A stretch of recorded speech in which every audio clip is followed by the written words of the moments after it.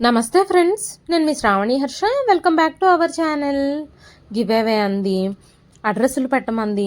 4 రోజుల నుంచి అడ్రస్సే లేదు, అప్డేటే లేదు అనుకుంటున్నారా? సారీ అండి. గివ్ అవే గిఫ్ట్స్ ఇంకా ఎందుకు పంపించలేదు అనే విషయం వీడియో ఎండ్లో చెప్తాను. రేపు సోమవారం లేదా మంగళవారం రోజులోపు నేనైతే గివ్ అవే గిఫ్ట్స్ అన్నీ కొరియర్ చేస్తాను. ఇది మన ఫస్ట్ గివ్ అవే కాబట్టి అసలు గిఫ్ట్స్ ఏమి ఇవ్వాలి, కొరియర్ ఎలా చేయాలి ఇవన్నీ తెలియక కొంచెం లేట్ అయిందండి. ఇంకా నెక్స్ట్ నుంచి మాత్రము తొందరగా ఇవ్వడానికి ట్రై చేస్తాను. మీరైతే ప్రతి వీడియోకి కామెంట్ చేయండి. నేను ప్రతి నెల ఒక్కొక్కరిని సెలెక్ట్ చేస్తాను. ఈ రోజైతే నేను మీకు వినిపించబోతున్నా కదా చిన్న మాట. అప్పుడే లేచి స్నానం చేసి రెడీ అయ్యావా శృతి అంది విరిసిన పువ్వులా ఉన్న కోడలిని చూస్తూ.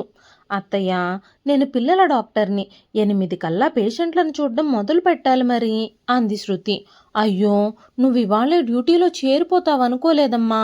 2 దోశలు వేస్తాను, తినేసి వెళ్ళు అంది సునీత నొచ్చుకుంటూ. అత్తయ్య, మీరు టెన్షన్ పడకండి, నేను కాఫీ తాగేసి వెళతాను. వారం నుంచి పిల్లల్ని చూడలేదు కదా, చూసి లంచ్కి వచ్చేస్తాను. కళ్యాణ్ కూడా ఆసుపత్రికి వెళ్ళొస్తాడు నవ్వుతూ అంది శృతి. కోడలి వైపు మురిపంగా చూసింది సునీత. తెల్లగా సన్నగా సన్నజాజి మొగ్గలా ఉంటుంది శృతి.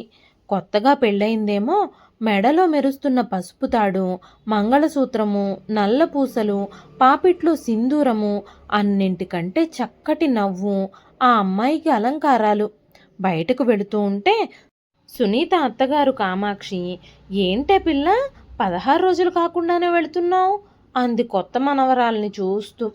తప్పదమ్మమ్మగారు అంటూ వెళ్ళిపోయింది. లంచ్ టైంకి అందరూ కూర్చున్నారు. పేరుకి అందరూ అన్న మాటే గాని అత్తగారికి భర్తకి వడ్డించడమే సరిపోయింది సునీతకి.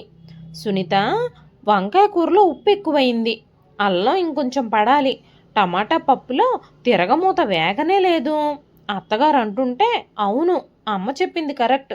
ఎన్నేళ్ళైనా వంట రాదమ్మా, ఎంత చెప్పినా అంతే మొద్దుమొహం. సునీత భర్త ప్రకాష్ అందుకున్నాడు.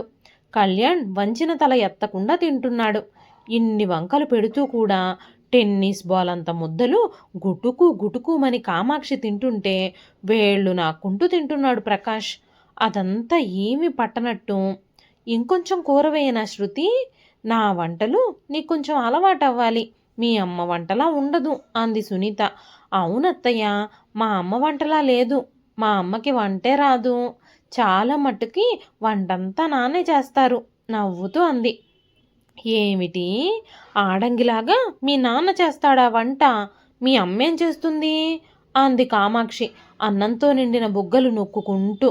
మా అమ్మ టీచర్ కదా అమ్మమ్మగారు, స్కూల్ బస్సులో 7 గంటలకే స్కూల్కి వెళ్ళిపోతుంది, తనకి భోజనం స్కూల్లోనే, అందుకని నాకు నాన్నకి నాన్నే వంట చేసేవారు, నాకు కొంచెం వంట వచ్చనుకోండి అంది. ఆ తర్వాత శృతి గమనిస్తే సునీత చేసిన ప్రతి వంటని కామాక్షి ప్రకాషు విమర్శిస్తూనే ఉండేవారు. కాఫీలో పాలు తక్కువయ్యాయి, ఇడ్లీ గట్టిగా ఉంది, పచ్చడి మెదగనే లేదు, ఇలా అన్నింటికీ వంకలే. కళ్యాణ్ ఏమాత్రము పట్టించుకోకుండా ఒక ఋషిలా ఉంటే మొహంలో విసుగు చిరాకు లేకుండా ఎప్పుడూ నవ్వుతూ ప్రశాంతంగా ఉండేది సునీత. అత్తగారిని అలా చూస్తే చిత్రంగా ఉండేది శృతికి. తట్టుకోలేక ఒకసారి సునీతను అడిగేసింది, మీరు చేసిన ప్రతి పనిని ఇద్దరూ తెగ విమర్శిస్తారు, మళ్ళీ ఒక్క పని కూడా చెయ్యరు, వాళ్ళ మీద మీకు కోపం రాదా అత్తయ్య? మా అత్తగారు పాతకాలం మనిషి శృతి, కొడుకెక్కడ తన చెయ్యి దాటిపోతాడేమోనని ఆవిడికి భయం. మా పెళ్ళైన కొత్తల్లో ఒకరోజు ఆవిడ పెళ్ళాన్ని నెత్తికెక్కించుకుంటే దింపలేవురా, పొరపాటున ఏదైనా బాగుందని వంట బాగా చేశావని పొగిడితే మర్నాటి నుంచి నీకు గడ్డి పెడుతుంది, ఏవో వంకలు పెడుతూ ఉంటే ఇంకా బాగా చేస్తుంది అని చెబుతుంటే విన్నాను. తల్లి మాటని జవదాటని కొడుకు మీ మామగారు. అప్పటికీ బాగుందంటే ఇంకా బాగా చేసి పెట్టాలనిపిస్తుందని, వంకలు పెడితే అది కూడా చెయ్యాలనిపించదు అని చెప్పాను. వాళ్ళ పద్ధతిలో మాత్రం మార్పు రాలేదు. మొదట్లో కొంచెం కోపం వచ్చి ఏమి చెయ్యాలనిపించేది కాదు. ఆ తర్వాత అసలు వాళ్ళ మెప్పు కోసం ఎందుకు చెయ్యాలి, నేను నా కొడుకు రుచిగా తినాలి, అదే వాళ్ళకి పడతాను, మెచ్చుకోకపోయినా లెక్క చేయను అనుకున్నాను. మా అత్తగారు చెడ్డది కాదు. ఉన్న ఒక్క కొడుకు తన గుప్పెటి నుంచి జారిపోతాడన్న భయం ఆవిడది అంది సునీత నవ్వుతూ. శృతికి అది నచ్చలేదు. తమ ఇంట్లో ఎవ్వరు ఏ చిన్న పని చేసినా మెచ్చుకోవడం, ప్రోత్సహించడం అలవాటు. ఆఖరికి అది ఇంట్లో పనిచేసే అమ్మాయి అయినా సరే. తనొక్కతే కూతురు, తల్లి టీచరు, తండ్రి లెక్చరరు, ముగ్గురు సరదాగా ఉండేవారు. నానమ్మ కూడా అమ్మనే సపోర్ట్ చేసేది. పొద్దున్నే స్కూలుకు వెళ్ళి ఆ పిల్లలతో వాగి వాగి వస్తుంది పాపం. వంటదేముంది, ఎవ్వరైనా చెయ్యొచ్చు అనేది. అవతల మనిషి ఎంత వయసు వాళ్ళైనా, ఎలాంటి హోదాలో ఉన్నా నువ్వు చేసిన పని బావుంది అని ఒక్క చిన్న మాట అంటే చాలు, అది ఎంతో ఉత్సాహాన్నిస్తుంది వాళ్ళకి అంటూ తల్లి చెప్పిన మాట పూర్తిగా పాటిస్తుంది శృతి. అందుకే ఆసుపత్రిలో కూడా ఆయాల దగ్గర నుంచి డాక్టర్ల దాకా శృతిని అందరూ గౌరవిస్తారు. కళ్యాణ్తో ఈ విషయం మాట్లాడితే, ఏమో శృతి, మా ఇంట్లో ఎప్పుడూ ఇంతే. మా నాన్న బామ్మ ఎవ్వరిని మెచ్చుకోరు. నన్ను అంతే. మెరిట్లో మెడిసిన్ చదివి కార్డియాలజీలో ఎంఎస్ చేస్తే ఇంకా సరిగ్గా చదవలేదని, సంపాదన సరిపోదని నొక్కులు నొక్కుతారు. పాపం అమ్మే నన్ను ముందు నుంచి ప్రోత్సహించింది అన్నాడు కళ్యాణ్. అబ్బే, ఇలా ఊరుకుంటే కాదు, చిన్న క్లాస్ అయినా తీసుకోవాలి వీళ్ళకి అంది శృతి. వద్దులే శృతి, మా నాన్నమ్మ నోరు పెద్దది. మా నాన్న కూడా నిన్నేమన్నా అంటే బావుండదు నసిగాడు కళ్యాణ్. అనుకోకుండా మరునాడే దానికి నాంది పడింది. సునీత ఉదయమే లేచి తలుపు తీసి పాల ప్యాకెట్లు తీస్తూ ఉండగా కాలు జారి పడిపోయింది. అమ్మా అన్న కేకకి అప్పుడే నిద్రలేచిన శృతి పరిగెత్తుకుని వచ్చింది. కాలు మెలికపడడంతో అక్కడ వాపొచ్చింది. నెమ్మదిగా సునీతను పట్టుకొని ఇంట్లోకి తీసుకొచ్చిన శృతిని చూసి కామాక్షమ్మ, అయ్యో ఏమైందే, చూసుకుని నడవద్దు, గుడ్డిదానిలాగా కళ్ళు మూసుకుని నడిచావా ఏమిటి? ఎక్కడ నిద్ర చాలదు నీకు అంది విసురుగా. కోడలికి దెబ్బ తగిలింది అన్న బాధ లేకపోగా సునీత ఏదో కావాలని పడినట్టుగా ఉంది కామాక్షమ్మకి. ఆసుపత్రికి తీసుకెళ్దాం కళ్యాణ్, వాపొచ్చింది, ఫ్రాక్చర్ ఏమైనా ఉండొచ్చేమో అన్న శృతి మాటలకి అవును నాకు అలానే అనిపిస్తుంది అన్నాడు. అమ్మో, ఇప్పుడు దీనికి కాలు విరిగితే నా తిండి తిప్పల సంగతి ఏమిటి? అసలే షుగరు బీపీ ఉన్నాయి. ఒరే ప్రకాశం, నన్ను నీ చెల్లెలింట్లో దింపరా, దీనికి తగ్గాకొస్తాను. లోపలికి వెళ్ళి చిన్న సంచిలో 4 జతల బట్టలు పెట్టుకొచ్చింది ఆవిడ. భార్యకి ఎలా ఉంది అని కూడా పట్టించుకోకుండా సరే అంటూ తలాడించి కారు తాళాలు తెస్తున్న మామగారిని చిత్రంగా చూసింది శృతి. ఇది నాకు అలవాటే అన్నట్టుగా నవ్వాడు కళ్యాణ్. నాన్న, మేము వచ్చేసరికి లేట్ అవుతుంది, మీరు కూడా అత్తయ్య వాళ్ళింట్లోనే భోంచేసి రండి, మేము ఎక్కడో అక్కడ తినేస్తాం వెళుతూ అన్న కళ్యాణ్ మాటలకి ప్రకాష్ ఆశ్చర్యపోయాడు. నీ కోడలు మహా గడుసుదురోయ్, జాగ్రత్తగా ఉండు, లేదంటే నిన్ను నీ కొడుకుని ఉతికి దండం మీద ఆరేస్తుంది. సందు దొరికిందని కామాక్షి కొడుకుకి నీతులు చెప్పింది. తల్లి మాటలకి గంగిరెద్దులాగా తలాడించాడు పుత్రరత్నం. అదృష్టవశాత్తు సునీతకి ఫ్రాక్చర్ ఏమీ అవ్వలేదని, కాలు కొంచెం బాగా బెణికిందని చిన్న బ్యాండేజ్ వేసి కనీసం 10 రోజులైనా కాలు మీద బరువు వేయొద్దు అన్నారు డాక్టరు. ఎముకలు చాలా బలహీనంగా ఉన్నాయని, అక్కడ బలం పెడితే విరిగే అవకాశం ఉందని చెప్పారు డాక్టరు. కాల్షియం తక్కువగా ఉంది కనుక మందులతో పాటు పాలు, పెరుగు బాగా తీసుకోవాలని, కాలు వాపు తగ్గాక రోజు కనీసం అరగంట వాకింగ్ చేయమని సూచించారు. ఇంటికొచ్చాక సునీతని నెమ్మదిగా బెడ్రూమ్లో పడుకోబెట్టి కిచిడీ చేసింది శృతి.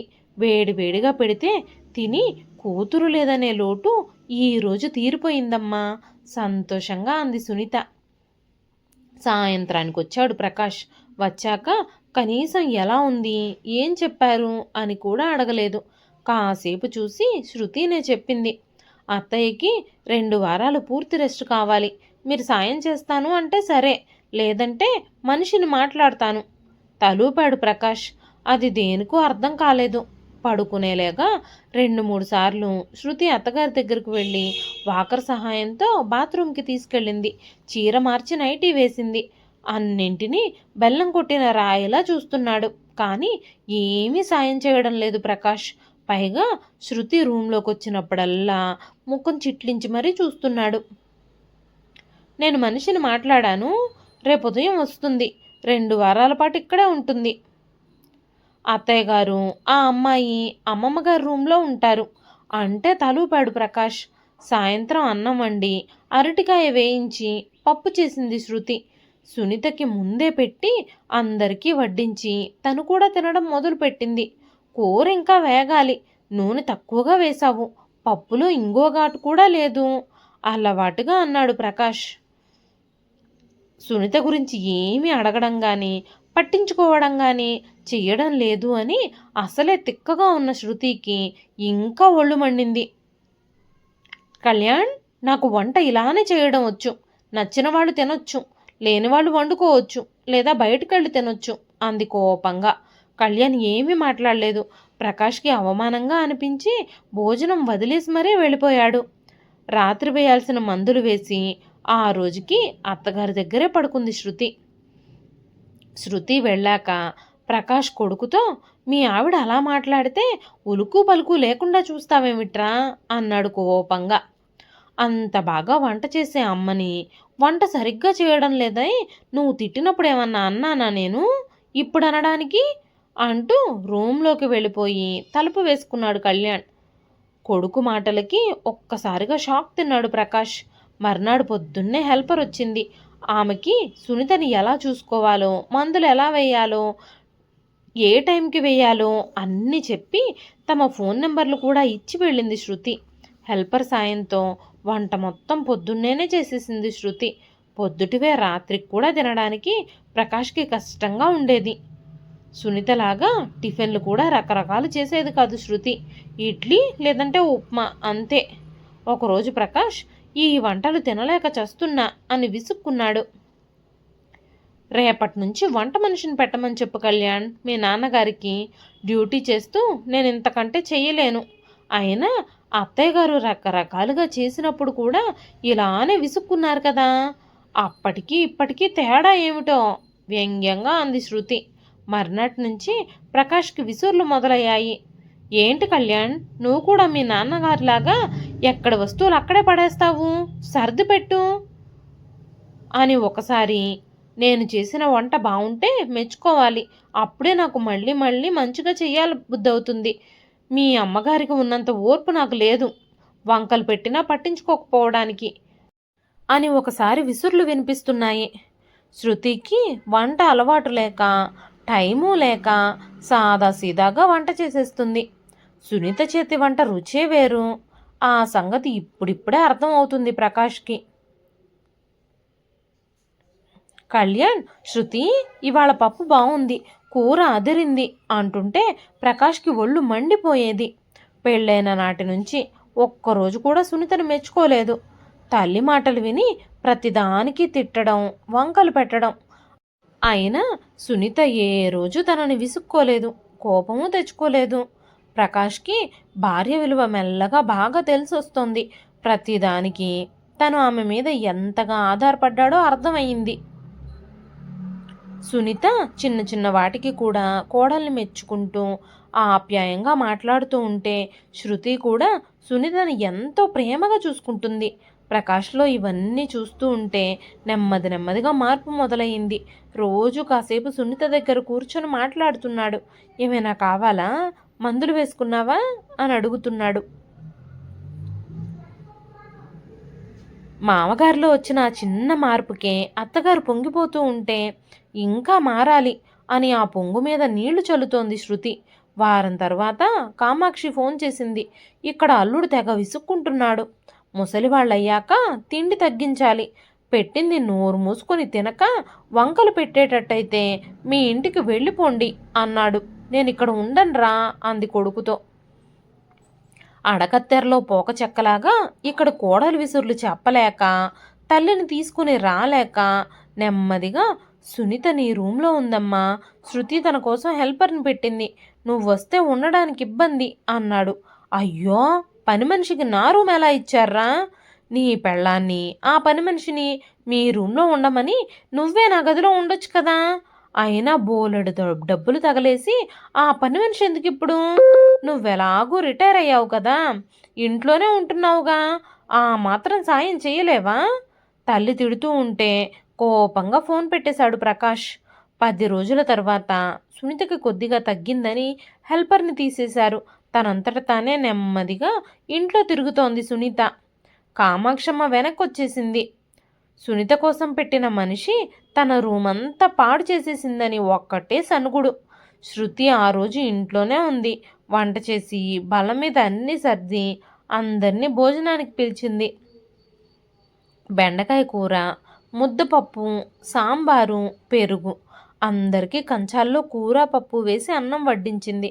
కామాక్షమ్మ కంచంలోని పదార్థాలని చూస్తూనే, ఇదేం వంటే నా తల్లి, ఈ కూర ఏమిటి, ఈ పప్పు ఏమిటి, బెండకాయ కూరలో నూనె ఉప్పు కారం ఏమీ లేవు, ముద్ద కట్టుకుని సాగుతుంది, సాంబారు పలచగా ఘాటు లేకుండా ఉంది, నీకు వంట వచ్చని ఆ రోజు గొప్పలు చెప్పావు, ఇదేనా నీకు వంట రావడం, కనీసం 4 రోజులు మీ అత్తగారి దగ్గర నేర్చుకోవచ్చుగా అంది ఆవేశంగా.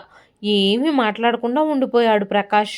అటు తల్లిని సమర్థించలేదు, కోడల్ని ఏమీ అనలేదు. మౌనంగా అన్నం కలిపి తింటోంది సునీత. అవును శృతి, ఏమిటి వంట? మా అమ్మ అంత బాగా వంట చేస్తూనే మా నాన్నకి బామ్మకి నచ్చదు. ఇక నువ్వు చేసిన ఈ వంట ఎలా తింటారు? కొంచెం కోపం గొంతులోకి తెచ్చుకుని అన్నాడు కళ్యాణ్. ఎప్పుడూ మాట్లాడని కళ్యాణ్ అలా మాట్లాడుతూ ఉంటే నోట్లో పెట్టుకోపోయిన ముద్ద కంచంలో పెట్టేసి ఆశ్చర్యంగా కొడుకు వైపే చూసింది సునీత. అలా అడగరా మనవడా, ఈ గడ్డి తినడం నా వల్ల కాదు అంటూ లేవబోయింది కామాక్షి.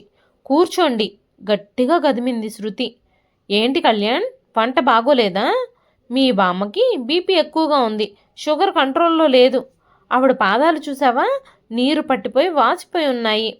80 ఏళ్ళ ఆవిడ ముప్పొద్దులా అన్ని పచ్చళ్ళు స్వీట్లతో ఆ తిండేమిటి? మీ నాన్నగారికి షుగర్ పెరిగింది, మొన్ననే నేనే చెక్ చేశాను. వాళ్ళిద్దరికీ పూర్తి పథ్యం భోజనం పెట్టాలి. నిన్నటి వరకు ఉప్పులు కారాలు నూనె వేసి వైనంగా మీ అమ్మగారు వంట చేస్తే తీరిగ్గా కూర్చుని అందరూ వంకలు పెట్టారు. ఇప్పుడు ఆవిడ కాలు నొప్పితో మంచం మీద ఉంటే ఇంట్లో పనంతా నేను ఒక్కదాన్నే ఎలా చేసుకుంటాను అని ఎవరైనా ఆలోచించారా? నా వంట ఎవరికి నచ్చకపోతే వాళ్ళు 2 రోజులు వంట చేయండి, నేను కూర్చొని తింటాను. పని చేయకుండా ఇలా వంకలు పెట్టడం నాకు అస్సలు నచ్చదు. గయ్యమంది శృతి.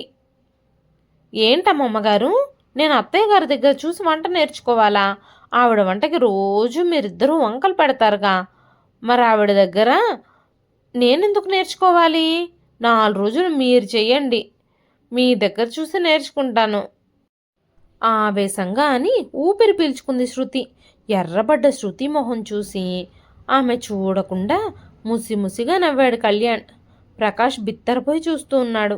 కొంచెం ముందుగా తేరుకున్న సునీత, ఊరుకోమ్మ శృతి, పెద్దావిడ, ఊరుకోమ్మ శృతి, పెద్దావిడ, అమ్మమ్మగారితో నువ్వు అలా మాట్లాడకూడదు. రేపటి నుంచి వంట నేనే చేస్తానుగా, నీకెందుకీ గోల అంది. ఎన్ని రోజులు అత్తయ్య మీకు ఈ చాకిరి? ఒక మెప్పు లేదు, మెహర్బానీ లేదు. కనీసం ఇవాళ వంట బాగుందని కానీ, మా కోడలు మంచిది, నన్ను బాగా చూసుకుంటుంది అని కానీ ఒక్క చిన్న మాట కూడా లేదు. మీకు కోపం ఎందుకు రాదసలు? ఉక్రోషంగా అంది శృతి. పక్కున నవ్వింది సునీత. నేను నిజంగా కోపం తెచ్చుకుంటే ఈ ఇంట్లో ఉండలేను శృతి. వీళ్ళకొకరిని విమర్శించడం తప్ప మెచ్చుకోవడం రాదు. అందుకే నేను ఈ ఇంట్లో చేసే పనిని ఒక బాధ్యతగా చేస్తాను, ప్రేమగా చేయలేను. ఇంకా ఏదో అనబోతూ ఉంటే కామాక్షి, అంటే మేము నిన్నేదో రాచి రంపాన పెడుతున్నామనా? గట్టిగా పెద్ద గొంతుతో అంది. అది మీకే తెలియాలి అత్తయ్య గారు అంది సునీత. మీరన్నింటికీ వంకలు పెట్టడం, అది పట్టుకుని ఆయన నన్ను తిట్టడం. కొన్ని రోజులు ఏడ్చాను, కొంతకాలం బాధపడ్డాను, తర్వాత అలవాటు పడిపోయాను. ఆ తర్వాత పట్టించుకోవడం కూడా మానేశాను. ఏదో కోడల్ని కంట్రోల్లో పెట్టానని సంతోషపడుతున్నారు, కానీ మీరు ఏం పోగొట్టుకున్నారో మీకు తెలియదు అత్తయ్య. నా కొడుకు కోడలు నన్ను ఇంత ప్రేమగా చూస్తుంటే నాకు ఇప్పుడు అర్థమైంది మీరేం కోల్పోయారో. అందుకే మీరంటే జాలి తప్ప మరేమీ లేదు అంది సునీత. సునీత ఇలా మాట్లాడుతుంది అని ఏమాత్రం ఊహించని కామాక్షమ్మ కోపంతో ఊగిపోయింది. ఒరే ప్రకాశం, నీ పెళ్ళాం చూడరా నన్ను అంతలేసి మాటలు అంటూ ఉంటే దాన్ని 4 వాయించకుండా చూస్తూ నిలుచున్నావు అన్న తల్లితో, నా పెళ్ళామేనా అమ్మా, నీకేమీ కాదా? అలా అయితే నా పెళ్ళాం, నా కొడుకు, నా కోడలు వాళ్ళు ఎలా చెబితే అలా వింటాను నేను. ఇక్కడ ఉండాలంటే నువ్వు వాళ్ళు చెప్పినట్టుగానే విను, లేదంటావా నీ ఇష్టం. ఏనాడు నీ మాటని కాదనలేదు నేను. ఇప్పుడైనా అంతే. కొడుకు మాటలకి నిశ్చేష్టురాలైంది కామాక్షి. లే సునీత, ఎక్కువసేపు కాలు కింద పెడితే వాపు వచ్చి నొప్పి ఎక్కువ అవుతుంది, రెస్ట్ తీసుకో అంటూ దగ్గరకొచ్చి చెయ్యందిస్తున్న భర్తని ఆశ్చర్యంగా ఆనందంగా చూసింది సునీత. శృతి నవ్వుతూ ఒక చిన్న మాట అని కూని రాగాలు తీస్తూ ఉంటే ముసిముసిగా నవ్వుకున్నాడు కళ్యాణ్. ఇదండి ఈ రోజు కథ పేరు చిన్న మాట ఒక చిన్న మాట. రచించిన వారు శ్రీపతి లలిత గారు. కథ నచ్చితే ఒక లైక్ చేయండి. ఈ కథ పైన మీ విలువైన స్పందనని కామెంట్ రూపంలో మాకు తెలియజేయండి. అసలు గివ్అవేకి సంబంధించిన గిఫ్ట్స్ ఇంకా ఎందుకు కొరియర్ చేయలేదో వీడియో ఎండ్లో చెప్తానన్నాను కదా. నేను గివ్అవేకి 7గురిని సెలెక్ట్ చేశానండి. అందులో నుంచి 4 అయితే రెస్పాండ్ అయ్యారు, నాకు రిప్లై ఇచ్చారు. కానీ మిగతా 3 ఇంకా రెస్పాండ్ అవ్వలేదండి. వాళ్ళ నుంచి నాకు ఎలాంటి మెసేజ్ రాలేదు. మీరు కనుక ఈ వీడియో చూస్తున్నట్టయితే తప్పకుండా ఆ నెంబర్కి, వాట్సాప్ నెంబర్కి మెసేజ్ చేసి మీ అడ్రస్ ఇవ్వండి. అంతేకాకుండా ఫస్ట్ టైం కాబట్టి నాకు ప్యాకింగ్ కవర్సు, కొరియర్ కవర్సు ఎలా తీసుకోవాలి, ఎక్కడ తీసుకోవాలి ఏం తెలియలేదు. ఇంకా అందుకని చెప్పి షాప్స్ అన్నీ తిరిగి ఫైనల్గా ఆన్లైన్లో బుక్ చేశాను. అవి సండే రోజు కానీ మండే రోజు మార్నింగ్ కానీ వస్తాయి. ఇంకా నేనైతే వచ్చిన వెంటనే ప్యాక్ చేసి కొరియర్ అయితే చేసేస్తానండి. ఇంకా నేను గివ్అవేకి ఏం గిఫ్ట్స్ తీసుకొచ్చాను ఏంటి అనేది రేపు పొద్దునైతే షార్ట్ వీడియో పెడతాను.